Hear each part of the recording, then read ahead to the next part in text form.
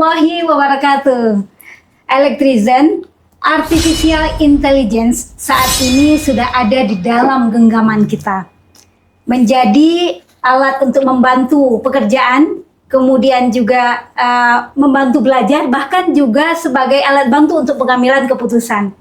Nah, pertanyaannya sekarang bukan bagaimana AI itu akan mempengaruhi dunia, tapi siapkah manusia, siapkah kita untuk menggunakan AI sesuai dengan peruntukannya. Nah, Elektrizen hari ini pada podcast room kita sudah mengajak para narasumber kita. Di sini sudah ada Ibu Uswatun Nisa. Ini akrab dipanggil Bu Uni ya. Iya, benar, Bu. Beliau adalah pegiat literasi digital. Juga sudah ada Bang Riko yang sudah menggunakan AI sejak beberapa tahun yang lalu ya untuk membantu pekerjaannya. Dan Elektrizen kita akan bincang-bincang bagaimana AI kita gunakan dan seperti apa yang mungkin menjadi dampak atau impact-nya dalam membantu pekerjaan maupun proses belajar kita. Assalamualaikum Bu Uni. Waalaikumsalam Bu. Ya, bagaimana kabar hari ini? Alhamdulillah baik. Terima kasih sudah mengundang saya pada hari ini Bu. Baik, ya sama-sama Bu. Gimana Pak Riko? Sehat? Alhamdulillah Bu, sehat dan baik selalu. Alhamdulillah. Ya. Baik, Elektrizen kita akan coba nih tanya ke para pakar juga ya. Ini Bu Uni, kalau Ibu melihat sekarang sebenarnya sudah sejauh mana nih AI ini bergerak nih? Baik, terima kasih. Menurut saya, AI ini kan memang sebuah alat ya, alat teknologi yang memang diciptakan oleh manusia pastinya. Yang kenapa manusia menciptakan ini karena manusia menyadari bahwa manusia itu memiliki keterbatasan ya, seperti contohnya teknologi kalkulator dulu. Jadi kita sadar bahwa kita nggak bisa menghitung terlalu cepat, terlalu banyak angka, itu pasti kita punya keterbatasan, makanya adanya kalkulator. Begitu juga dengan memori. Kita sadar bahwa kita tidak bisa mengingat hal yang sangat banyak, sangat lama, makanya adanya memori. Begitu juga dengan AI. Jadi kita paham bahwa kita butuh sesuatu, alat yang memang bisa membantu kita untuk berkehidupan sehari-hari dengan lebih efisien dan efektif. Makanya hadirlah AI. Nah, semakin lama, dulu kan adanya Google ya, baru ya Google. Semakin lama semakin canggih. Sampai saat ini udah ada AI yang memang di Indonesia ini kan terkenal dengan negara yang paling FOMO ya, paling FOMO. Kalau dalam hal media sosial aja, TikTok, Instagram itu paling tinggi penggunaannya dan termasuk AI, ya termasuk AI. Belum lagi orang Aceh ya, kayak orang Aceh tuh memang benar-benar apa yang diikutin lah, apapun yang lagi viral gitu ya, termasuk ya penggunaan media digital aja lah, smartphone ya, HP. Nah, percaya nggak percaya, penjualan iPhone itu paling banyak di Aceh ternyata, dari seluruh Indonesia. Gitu. Kalau untuk AI, kalau Indonesia itu se-ASEAN, se-Asia Tenggara, AI itu terbanyak digunakan oleh masyarakat Indonesia. Nah, jadi baru saja survei oleh APJI itu tahun 2026 awal tahun ini mensurvei kepada 8.700 responden dan memang AI itu paling banyak digunakan untuk hiburan yang pertama, untuk menciptakan ya meme, gambar-gambar animasi dan lainnya. Kedua itu ada di ranah pendidikan, edukasi. Nah, itu untuk ya buat laporan, tugas, artikel, esai dan lainnya. Yang ketiga untuk pekerjaan. Yang keempat untuk asisten digital seperti Siri ya, ataupun apa tadi berbagai apapun yang dari Android tadi ya, ada iPhone, ada Android, Siri. Nah, itulah penggunaannya sudah sangat marak dan 60% masyarakat Indonesia sudah menggunakan AI. Baik. Sekarang. Berarti sebenarnya literasi digitalnya sudah jauh lebih tinggi nih masyarakat Indonesia ya, Bu Uni ya. Iya. Baik, terima kasih Bu. Ini ke Riko nih. Kalau Riko sekarang sebagai pekerja ya. Iya, betul. Kalau bisa kita buat persentase ya, berapa persen sebenarnya dalam pekerjaan Riko itu dibantu oleh AI? Kalau Riko bisa dibilang Bu hampir 50-50 sih Bu, 50-50 itu dibantu sih. Jadi 50% yang pekerjaan yang Riko kerjakan itu Riko sendiri mengerjakan, terus 50%-nya lagi AI. Jadi AI yang Riko pakai di sini bukan dalam artian mentah-mentah AI seluruh pekerjaan Riko sampaikan ke dia untuk dikerjakan, tidak. Namun Riko menggunakan AI untuk membuat sebuah tool, sebuah alat untuk mempermudah pekerjaan Riko, dan tentunya itu otomatis ya. Jadi dikerjakan menggunakan agentic AI namanya itu. Mungkin Bu Uni juga paham kan. Jadi AI itu yang mengerjakan sebuah pekerjaan berdasarkan arahan yang sebelumnya kita sampaikan dengan tool yang ada gitu. Sesuai dengan prompt-nya ya, berarti betul, ya. Bu. Oke, baik, terima kasih Riko.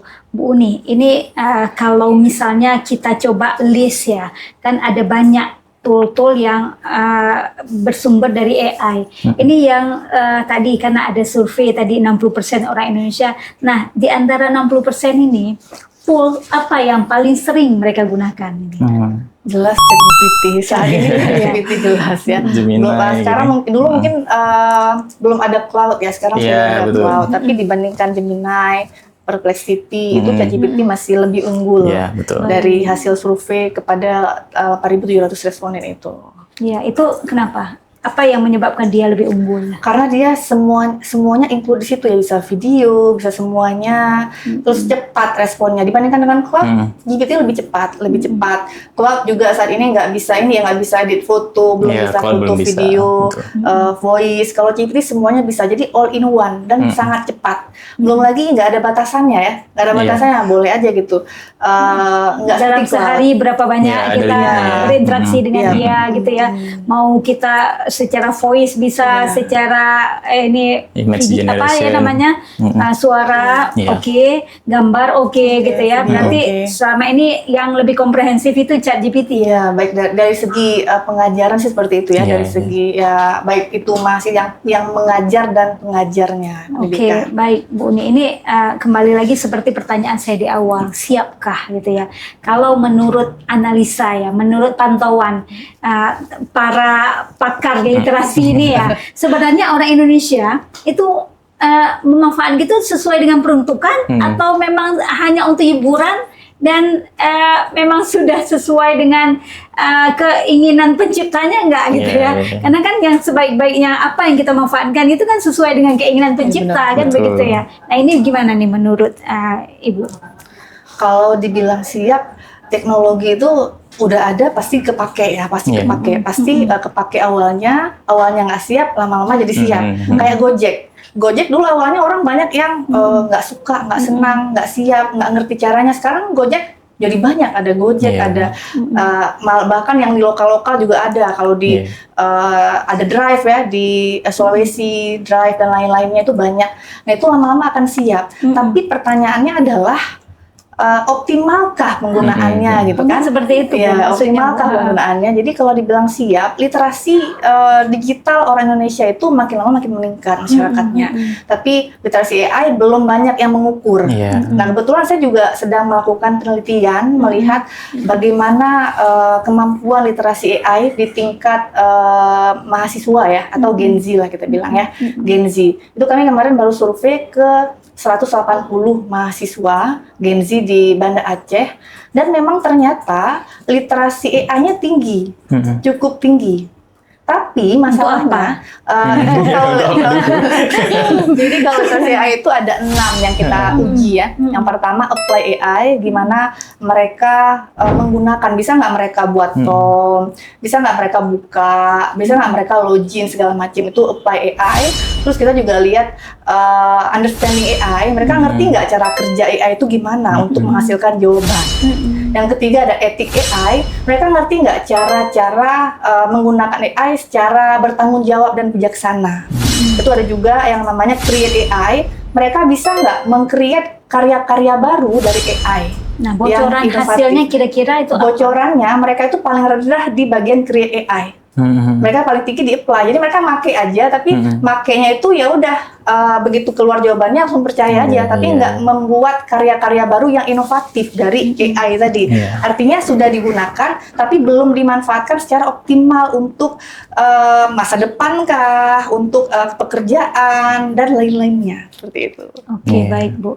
Ini nanti coba kita karena tadi kan Bu Uni sampaikan bahwa kebanyakan menggunakan iPhone. Nah, itu ya. Padahal betul. iPhone itu sebenarnya sesuai dengan pabrikan, itu kan pasti ada spesifikasi ya untuk apa digunakan. Iya. Apakah untuk desain misalnya gitu. Ternyata orang kita cuma pakai untuk foto. Iya, Nah betul, itu Bu. betul. Nah ini yang membuat kita itu bertanya-tanya sebenarnya itu Bu sudah optimalkah? Atau mungkin dalam bahasa kami tadi siapkah gitu ya. Nah siap nggak siap itu kan tergantung benefitnya yang dia dapat apa, Iya. seperti itu Bu. Ini apakah ada detailnya mungkin ya hasil dari apa yang dipantau gitu Bu?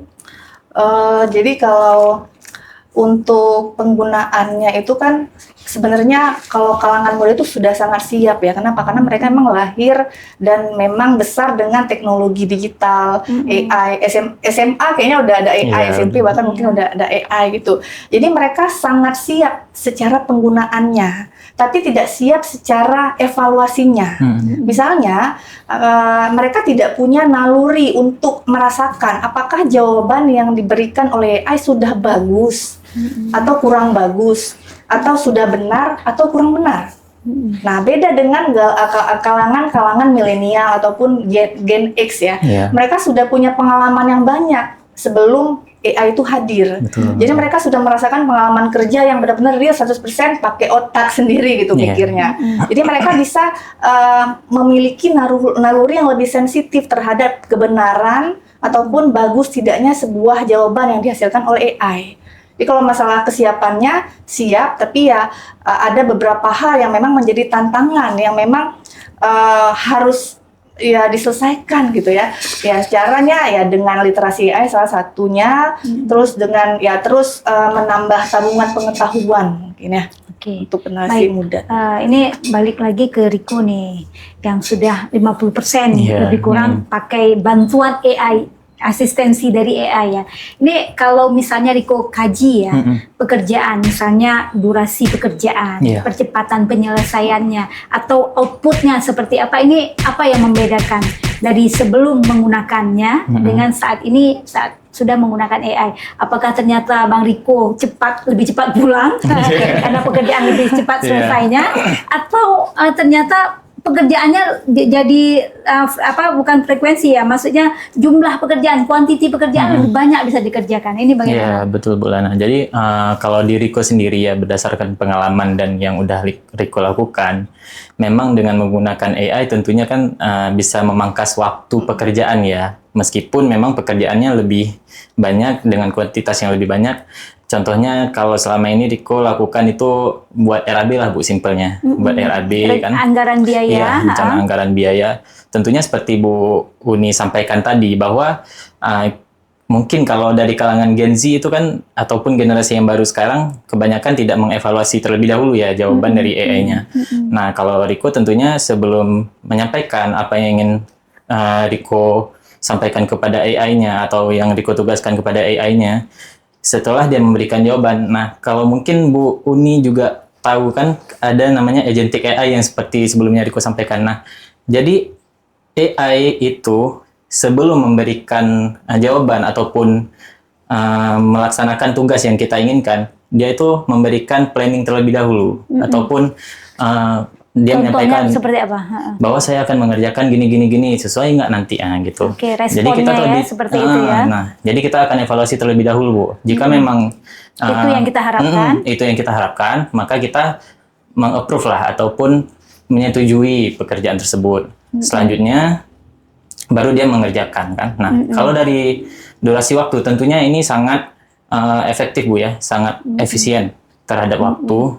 Jadi yang selama ini kalau Riko sendiri itu bisa ngerjain 20 rencana anggaran biaya itu mungkin dalam setengah hari. Nah ini Bu, 1 jam udah selesai. Ya, cuman paling Riko evaluasi aja dikit, udah selesai nih, udah oke gitu kan. Kewajarannya gitu ya. Ya, namun ya tentunya dengan perkembangan AI yang semakin pesat ke depan ya pastinya banyaklah yang akan bisa dikerjakan oleh AI dan jumlahnya akan lebih besar gitu. Kuantitinya akan terus bertambah sih. Oke, gitu. baik Riko. Ini ke Ibu Uni ya.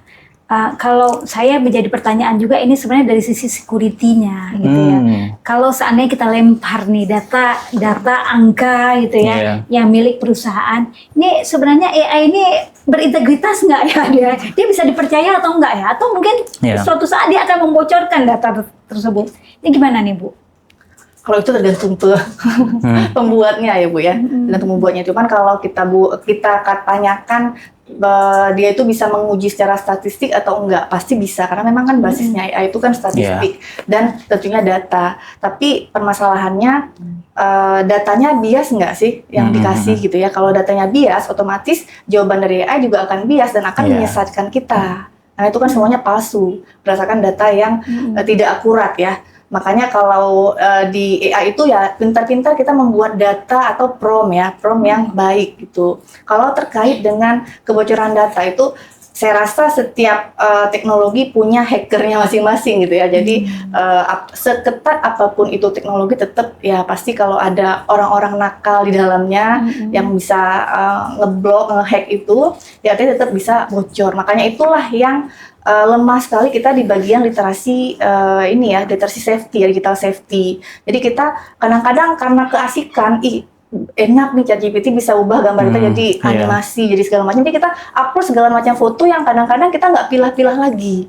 Yang nanti ada yang tidak seharusnya kita posting, seharusnya kita posting di ChatGPT. Jadi kita percaya aja. Kita terlalu percaya secara emosional sehingga kita mempercayakan data-data pribadi kita ke AI itu sendiri. Gitu. Jadi akhirnya data-data itu bisa saja bocor nanti suatu saat, apalagi kalau pencetusnya itu yang ngebongkar ngebongkar big datanya itu bisa jadi bocor. Baik. Berarti sebenarnya kita juga harus brandware-nya kita itu harus jalan di situ ya, jangan semua diserahkan ke mesinnya itu ya. Sementara kita nggak mencoba memfilter. Ya baik Bu Uni, ini juga saya pengen konfirmasi ini terkait misalnya yang digunakan AI itu juga digunakan oleh misalnya kalangan pelajar.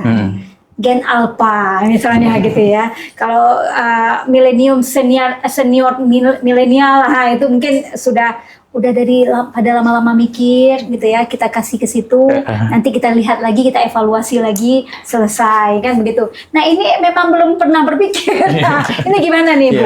Ada nggak dampaknya ya? Dampaknya jadi mereka-mereka yang misalnya baru usia sekolah harusnya masih berpikir, mencoba melatih critical thinkingnya, justru akhirnya menyerahkan semua ke AI. Ini bagaimana Bu? Pernah nggak ada penelitian terkait dengan ini? Penelitian terkait dengan Gen Alpha, kebetulan saya belum melakukannya, tapi saya baca-baca di jurnal-jurnal informasi mungkin sebelumnya memang gitu. Sangat berdampak ya, terutama bagi sekolah-sekolah yang sudah mewajibkan adanya media digital di sistem pembelajaran mereka. Satu sisi itu bagus supaya mengenalkan Gen Alpha ini kepada AI atau teknologi-teknologi terbaru yang akan membantu mereka di masa depan mungkin. Tapi satu sisi ada hal negatifnya, mereka terlalu cepat untuk diberikan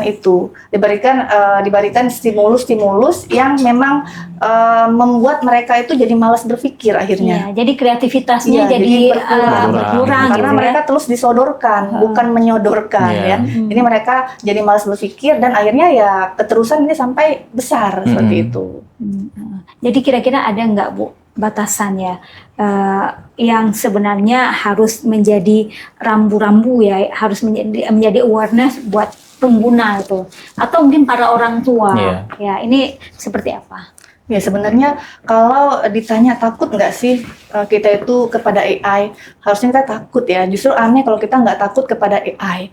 Bukan karena kita takut kalah atau apa, tapi kita takut bahwa AI ini membuat kita kecanduan gitu. Jadi makanya perlu di manusia itu tetap adanya kemampuan untuk berinteraksi dengan sesama manusia. Karena itu percaya nggak percaya sekarang sulit.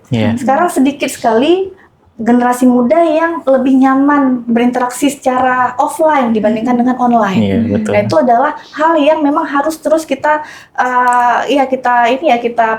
tutur gitu kepada generasi muda kita seperti itu. Yang kedua adalah kemampuan kita untuk berpikir secara tersistem. Jadi supaya kita punya yang namanya batasan penggunaan AI.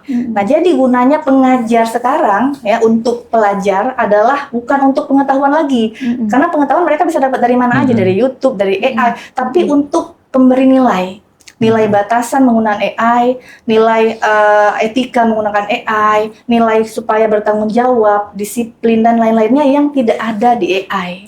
Itu cuma ada di manusia, di guru, ya di dosen, di orang tua, tapi tidak bisa diberikan oleh AI. Oke, berarti sebelum buru-buru minta ke AI, lakukan brainstorming dulu ya. Apalagi gunakan metode diskusi dulu, baru kemudian kita putuskan. Dan silahkan kalau memang mau menguji ya gitu ya. Oke, ini sebelum kita tutup nih podcast ini ya, sebelumnya dari Riko nih, ada nggak saran-saran buat teman-teman pegawai yang lain nih, supaya ya seperti Riko lah bisa kerja cepat. Setelah itu ya kita mulai dengan pekerjaan yang lain lagi ya, bukan Tapi buru-buru. gajinya nambah nih, gajinya nambah. Ini gimana? Kalau Riko sendiri sih Bu, sarannya untuk para pegawai lain ya silahkan menggunakan AI, tapi tetap dengan batasan-batasan yang telah tadi Bu Uni juga sampaikan ya, dan juga Bu Lana sampaikan terkait keamanan data lah. Makanya kenapa kalau Riko sendiri pun, Riko nggak mentah-mentah gunain ChatGPT, Gemini atau apa. Jadi Riko lebih itu di-combine ya beberapa tools ya? Iya betul Bu. Jadi Riko lebih menggunakan AI tersebut untuk meng-create tools tadi ya. Jadi nggak data mentah-mentah kita berikan ke AI-nya. Jadi bagi teman-teman juga seperti itu baiknya. Misalnya untuk generate image ataupun generate apapun lah untuk itu ya. Jadi lebih baik dibuatkan tools oleh si AI-nya. Jadi tools itu dalam kendali kita, data kita juga lebih aman. Ini ada tempat belajarnya nggak? Maksud saya, biar kawan-kawan yang belum sepenuhnya dapat literasi ini, ya Bang Riko sudah duluan belajar, biar bisa ini dulu. Kita pakai AI ini bukan otodidak ya, tapi kita punya ilmunya. Ini ada nggak tempat belajarnya ini? Kalau tempat belajarnya sendiri sebenarnya ada Bu, banyak di YouTube juga ada. Kalau Riko sendiri juga di TikTok sering nemu karena hal-hal baru gitu, informasi baru. Dan juga kembali ke seperti Bu Lana dan Bu Uni sampaikan tadi, critical thinking itu perlu ya. Jadi bagaimana kita tuh menciptakan kreativitas dari dalam diri kita sendiri untuk kemudian kita bisa gunain AI itu sepenuhnya gitu dengan kemampuan yang ada gitu, bukan hanya cuma sekedar ngechat gitu, ngobrol ataupun minta jawaban gitu kan tiba-tiba gitu. Nah, baiknya seperti itu, kita munculkan kreativitas dalam diri terlebih dahulu untuk kemudian berpikir apa sih yang bisa aku buat gitu untuk memudahkan pekerjaan aku gitu. Ya, setelah ada referensi dari berbagai sumber yang mungkin sudah dirangkum oleh AI, nah kita simpulkan lagi sebenarnya apa yang bisa menjadi beyond ya dari apa yang sudah ada di ide-ide itu ya. Iya, betul Bu Lana. Baik, terima kasih Bang Riko ya untuk hadir di sini. Nah, sebelum kita tutup juga dari Bu Uni nih, apa nih pesan-pesan buat para pengguna nih, buat para generasi saat ini? Baik, jadi kalau pesan saya, jadi tetaplah menjadi kreatif. Saya sering sekali bertanya kepada mahasiswa saya ya, apa bedanya antara kreatif dan inovatif? Jadi hampir semua berpikir sama Bu, kayaknya sama-sama aja Bu. Keduanya hal yang positif dan hal yang baik gitu untuk dilakukan. Ternyata beda. Jadi kreatif itu tetap harus kalian yang menumbuhkannya, karena kreatif itu adalah sesuatu hal yang baru yang belum terrealisasi.